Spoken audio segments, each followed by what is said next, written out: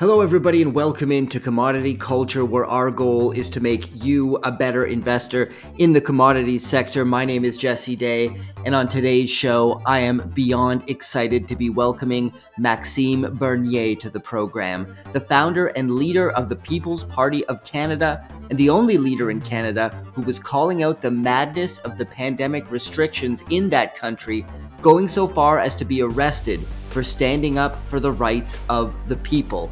We're going to get his thoughts on Liberation Day and how Trump's barrage of tariffs have tanked the market, the importance of standing up to the radical woke agenda in Canada, how he would unlock Canada's vast natural resources as Prime Minister, and I also ask if he would start accumulating gold, as Canada currently has zero stated gold reserves. The election is coming up in Canada, a very contentious one. Pay attention to what Maxime Bernier has to say.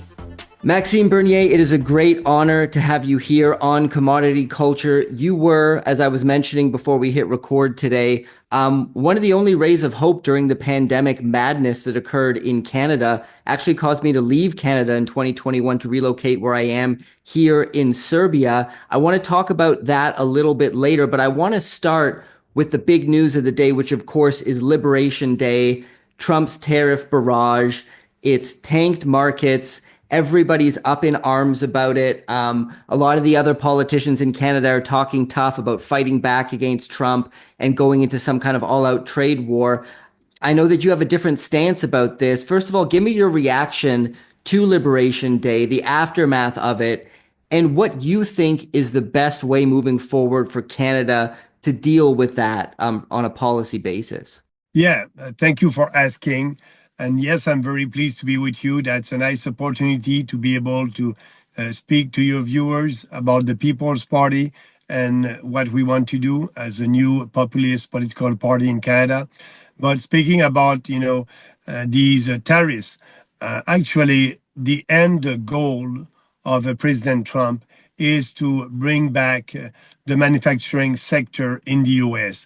And I understand that the first step to do that is imposing tariffs. What is saying to business leaders around the globe, if you want to sell, stuff to the U.S., that would be better for you if you come here to the U.S. to produce them, and and also is saying that the U.S. cannot have that trade deficit for too long. But the real problem of all that, the tariffs won't solve the problem that the U.S. Has.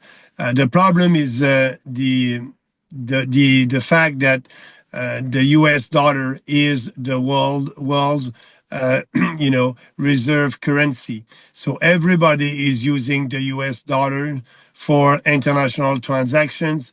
Central banks are buying treasuries, for having U.S. dollars for international transactions. So by doing that, there's a big demand for U.S. dollar, and because of that, the U.S. dollar is very strength. Is not going down. The value of the U.S. dollar is very high, but because the U.S. dollar is high, as you know, the value is very high. The goods that are produced in the U.S. are not competitive on foreign markets. So what I'm telling you is the U.S. Is exporting their dollars, and they are importing goods. So the way to solve that is to solve the fact that the U.S., the U.S. dollar as the world reserve currency, that must change. And I believe that the goal that Trump has in mind to have a kind of a gold standard for the future. We can see a new monetary reset. But for me, what Trump is doing, he tries to put U.S. first and American first. And me, as the leader of the People's Party in Canada, I want to do the same, putting Canada first and our country first. That's why, I'm against a trade war with U.S., and we need to not impose counter tariffs because the U.S. are 12 times bigger than us. We cannot win a trade war against the U.S., and so we must not impose counter tariffs. But I'm the only leader who is saying that the conservatives and the liberals are okay with that. And by imposing counter tariffs, they are taxing Canadians because it will be Canadian consumers who will pay for that. It will be Canadian businesses who will pay for that. So our economy will be in a much difficult position by doing that, and we may be in a recession because of that. So that's the wrong answer to Trump. The best answer for us in Canada to Trump is to have our economy more productive, and to be sure that our economy will be more productive, we need to lower taxes to businesses. We need to cut the capital gains tax. We need to have a real free trade in Canada. We need to balance our budget in the first year, and we can do that if we are serious. And so there's a lot of reform that we must do at the federal level to be sure to help businesses. But the worst thing to do is to impose these counter tariffs. It is counterproductive. Now, you mentioned a different monetary system with the US dollar no longer being the reserve currency and gold potentially being involved. We have seen central banks around the world accumulating gold at a very rapid pace recently. Obviously, gold reaching new all-time highs, dropping a little bit in the face of these tariffs, but nonetheless a fantastic performance, kind of holding its own as an asset that can basically hold a purchasing power, a hedge against inflation. However, Canada has zero stated gold reserves, which is completely insane considering how important of an asset it is. It is now a tier one asset, deemed so by the Bank of International Settlements, and yet Canada has no gold on the balance sheet. Why is that? And obviously, I think as Prime Minister, you would start accumulating gold, correct? Yes, and we must do that right now. And you're right about that. Look at the BRICS countries, what they're doing right now. De-dollarization. They understand, they they can see that the U.S. Government is broke, and that huge deficit and huge debt. It is not sustainable. All that must end, and that's why BRIC countries and other countries are de-dollarizing. They are buying gold as a reserve, and something will happen. I don't know when, but we'll have a new monetary order. I hope that it will be like in the 19th century, when you had a kind of a gold standard, and at that time we had deflation, and that was great. Prices were going down, and when you have that, it's because of our purchasing power is going up. So we need actually to be sure that Canada and our central bank, the Bank of Canada, will have that goal to back the Canadian dollars when that new monetary reset will come. But we don't have any gold reserve right now. That's why our position is for the Bank of Canada to buy gold as soon as possible, and do like these others central banks who are buying gold, for a long time now. And actually, we know that that transition won't be easy.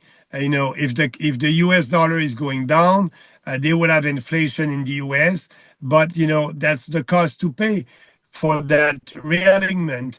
And I think it will happen. The inflation that you have right now in Canada and in US, it's here for more than a couple of months. Like after the Second World War, we had inflation in Canada, for the 1940s.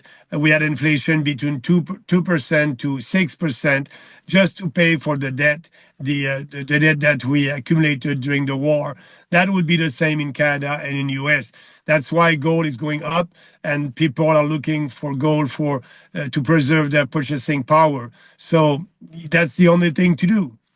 Now, the Liberals have been on a mission to demonize oil and gas, with Trudeau going so far as to deny Canadian allies natural gas purchases. He said he saw no business case for it, which is completely insane considering how rich Canada is in both natural gas and oil. Carney seems to be keeping up this same stance despite being a large investor in Brookfield, which has vast fossil fuel investments. It's insane hypocrisy. It's okay for him to profit, but not for Canadians. What is your current view of the oil and gas sector in Canada, and how could its full potential be unlocked? By being sure that we will withdraw from the Paris Accord and we won't impose the new regulations on the oil and gas industry. We must understand in Canada that if this country wants to be richer, we need to exploit our natural resources, including shale gas in my own province in Quebec, oil and gas in Alberta in Western Canada. We need to build pipelines. I'm the only politician in Ottawa that is saying, we need to be sure to be able to build pipelines and use the Constitution, because in Canada, you have in our Constitution, Section 9210. And, when you use that section in the Constitution, that is for interprovincial infrastructures. So when you're doing that, when you're building a pipeline or a new infrastructure that is crossing the country, it is under the jurisdiction of the federal level. And, no province will be able to stop you. But we didn't do that. And, the liberals or the conservative are not ready to do it.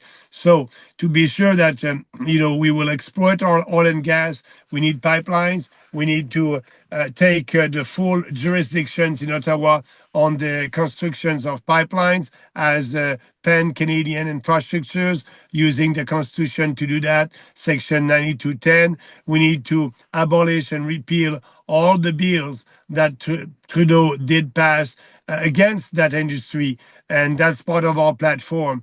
For me, CO2 is not a pollutant. CO2 is a gas essential for life, and let's end all these crazy policies and legislations. And because of that, we cannot exploit our oil and gas and shale gas, and we will need to do that if we want to be prosperous. So that's the solution, and I'm 100% in favor of that. But I'm not in favor of giving subsidies and money to the green industry. For us, it's not a priority. We have oil and gas, and we need to exploit that. I completely agree with you there. You mentioned getting Canada's financial house in order. Currently, one of the worst debt to GDP ratios in the G20. There's been a real lack of economic growth under the Trudeau government. You mentioned reducing all these restrictions on the oil and gas business. Building more pipelines is definitely one way to boost the economy. What are some other ways things could be turned around from here? How could the budget be balanced with that much debt? And how long would it take to have a healthy economy in the country? It can take, if we balance the budget in 1 year, and we can do that.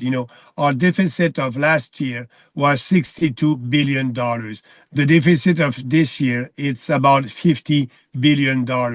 And I can, tell you that we can cut spending in Ottawa up to $60 billion the first year. First, we will cut foreign aid. We can save $10 billion there. Second, you cut all the funding to the mainstream media, Radio-Canada and CBC, $2 billion there. Third, we can cut corporate welfare, all the subsidies that the federal government is giving to big corporations. And, entrepreneurs don't want that. They want to pay lower taxes, but they don't want to have subsidies. We need to cut that. We'll save $25 billion. And after that, we'll be able to have a flat tax on business at 15%. That will be a fair tax policy. And also for the First Nation in Canada, the last 10 years, the Trudeau government did tripled the money that the federal government is giving to First Nation. Now it's $32 billion. We need to cut that. We can cut a $5 billion there, and that will be great. I don't think that, they need $32 billion. And also, there's the equalization formula in Canada. That's the way to redistribute wealth from the rich provinces to the poor provinces. And the federal government is raising $26 billion every year, and the federal government is giving that to poor provinces. And you have poor provinces in Canada because we have a moratorium, for example, in New Brunswick and in Quebec to exploit shale gas. They don't want to do that because if they are exploiting their natural resources, they will be richer and they won't have any equalization money. The best way to give them the right incentive to have good free market policies at the provincial level is to cut that money that they receive from the equalization payments, and that will be the right incentive for them to develop their own natural resources. So instead of $26 billion, we can cut that by half. We'll save another $13 billion.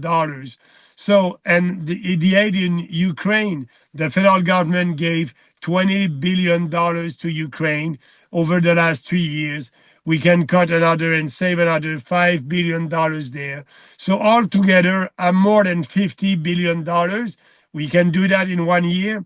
And after that, real tax reduction coming from the surplus. Every surplus that the federal government will have will go 100% in tax reductions for businesses and for Canadians. That's a great answer. I want to go back to a very dark time, which was the pandemic in Canada. As I mentioned, I left in 2021 to relocate to the Balkan region just because of the insanity of the restrictions there. You were the only political leader standing up. You were attacked in the media because of it. You even got arrested at one point when you were at a gathering because gatherings were not allowed at a protest, I believe it was.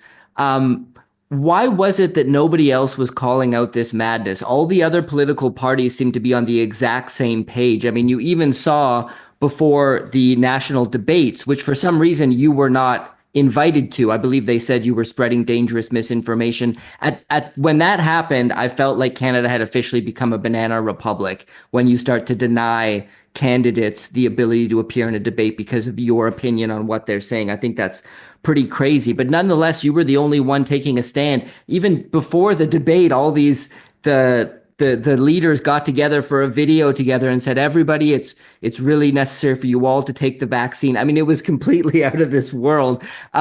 Why were you the only one willing to stand up? And why was the rest of the political establishment and the media so hostile to your efforts to do so? Because they knew that we were right. And, they had a project, they had one narrative, they censor me and censor, all these experts and doctors in the US and, the Burlington Declarations. I did sign that, and that was crazy what they were doing in the U.S. and here in Canada. And yes, you're right. I was arrested, handcuffed, and put in jail for a non-crime after speaking about freedom of choice in Canada, and I was in a jail for 12 hours. That was political repression.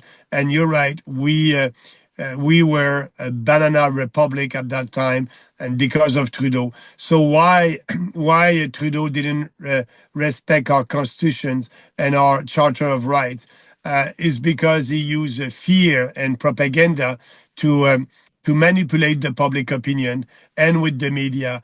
Don't forget, the media in Canada are dependent on the money coming from the federal government. CBC received $1.2 billion a year.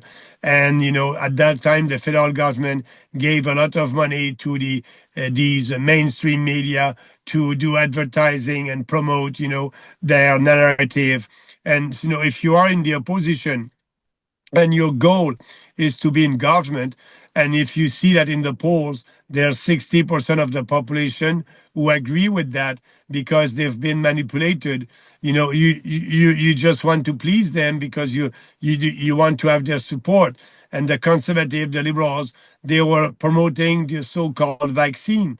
But this party has been founded on four principles, and two of them are individual freedom and personal responsibility. So for me, that was normal to be out there, tell the truth. I was speaking about freedom of choice based on informed consent. That was not the case. But yes, I was the only leader. I did rallies across the country. I was in Ottawa during the Freedom Convoy. And, people were saying that, I was a crazy politician. But a couple of years later, we know that us, all the freedom fighters, were right at that time. And shame on the mainstream media, shame on the conservative. The Conservative Party of Canada and the Liberals were not there when we needed them to fight for our values, to fight for our rights and our freedom. And actually, Poliev, the leader, was asking Trudeau at that time, you need to have more vaccine for Canadians. Do your job better. Bring more vaccine here in Canada and give that, so-called vaccine to Canadians. He was promoting these so-called vaccine. And actually, today, we are the only party in Canada that is proposing a moratorium on these vaccines. We must not promote these vaccines in Canada anymore. We must have a huge moratorium. Absolutely. And now Canada stopped people who wouldn't take vaccines from getting on transportation, effectively stopping them from leaving the country. You couldn't get on a plane and leave the country. This, in my opinion, is one of the greatest human rights violations committed by a so-called democracy Western country in modern history. I mean, the only thing that compares is probably Australia, who denied citizens to enter the country after the pandemic started, which was kind of on par with that in some ways. But nobody's been held accountable. It's kind of been swept under the rug.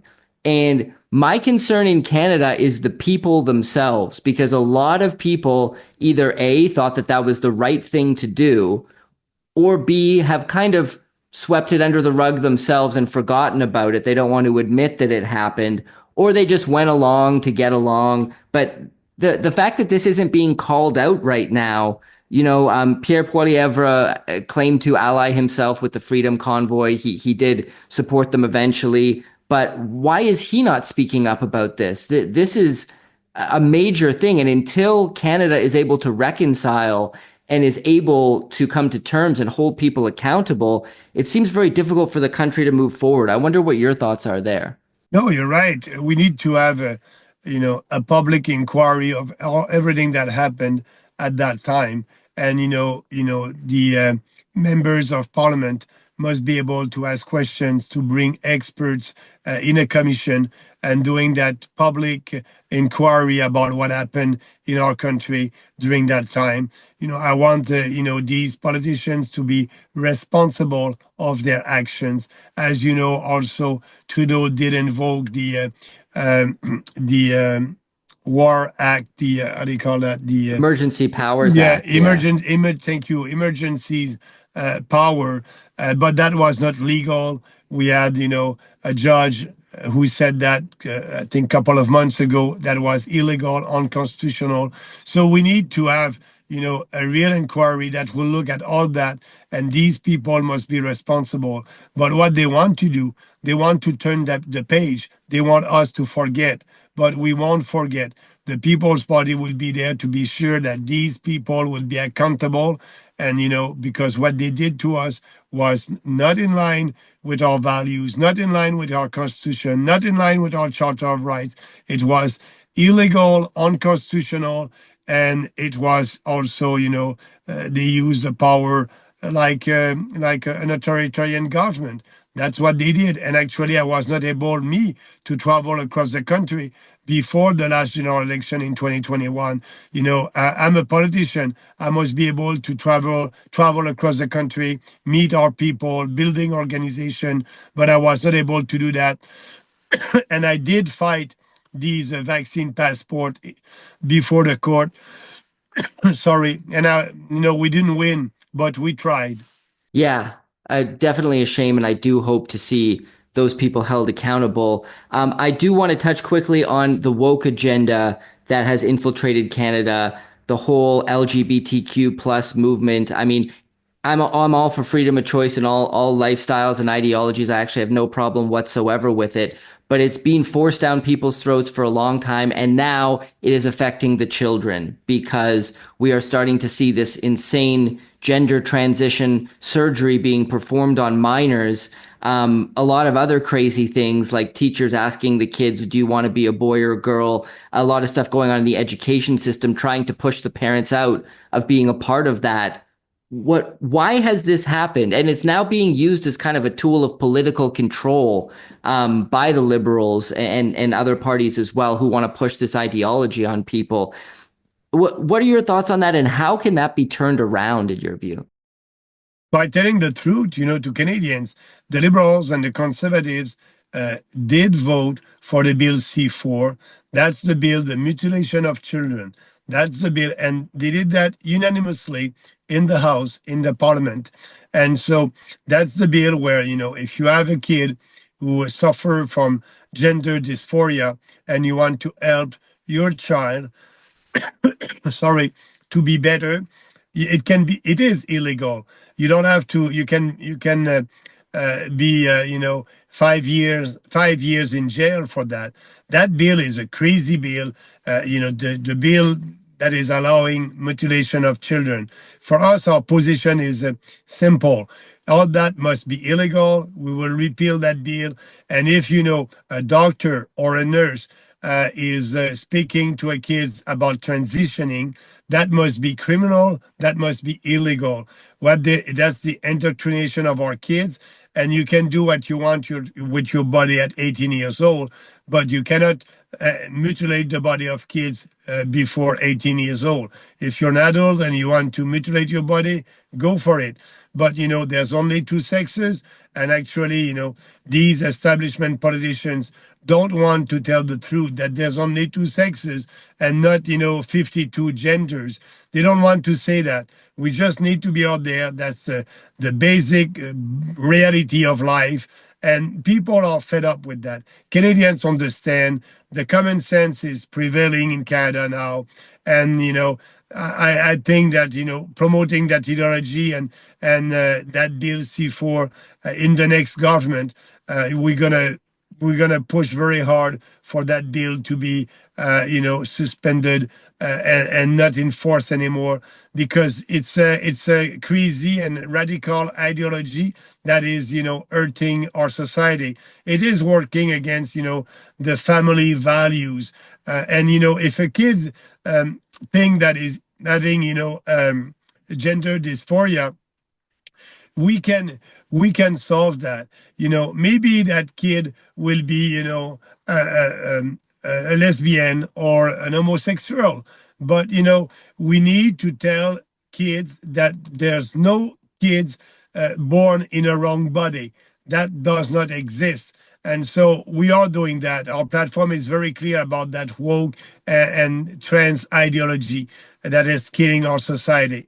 And I know you have to run. Before you do, just quickly, I want to end things with just your thoughts on Ukraine. You mentioned you would be cutting off some funding from Ukraine if you become prime minister to help boost the Canadian economy, stop this wasteful spending. Why not cut all of the military aid to Ukraine? And what are your current thoughts on the Russia-Ukraine conflict? Yes, sorry, we will cut all the military aids to Ukraine. I said $5 billion because that is the money that we are giving right now. We gave in the past $20 billion. Yes, we are for peace, and we are 100% behind President Trump proposal for peace. Contrary to Pierre Poilievre and Mark Carney, they are pro-war in Ukraine. They're ready to give more ammunition, more resources to Ukraine. We don't want to do that. It's not our war, and we said that in the beginning of that war. We must not participate in that war. Ukraine is a corrupt country, and but now we have President Trump that is ready to have a peace deal, and I'm very happy with that. That war must end right now, and we must recognize that Ukraine lost the war. That's it. That's done. All that must stop, and let's have that peace deal as soon as possible. Well, Maxime, I wish I could talk to you for hours. There's so much more I want to ask you. It's been an absolute honor and a privilege to have you on the show. I'm going to put a link in the description below to the PPC website as well as your X profile so people can follow you there. Thank you so much for coming on the show. It's been a true honor. I appreciate that. And I want to say to your Canadian audience, if they want to know more about the People's Party, they can go on our website, peoplespartyofcanada.ca, read our platform. If you like our platform, vote in line with your values, vote for the People's Party. We are starting that common sense revolution like President did started couple of years ago. So now it's time for Canada to be the change and to participate in that great revolution to put power in the hands of people. So that's why we are the People's Party fighting for Canadians. And I want to thank you for giving me that opportunity to be with you and speak to your viewers. Commodity Culture is a series on commodities and natural resources. If you would like to see more, be sure to subscribe and hit the bell notification so you're always up to date with the latest episodes.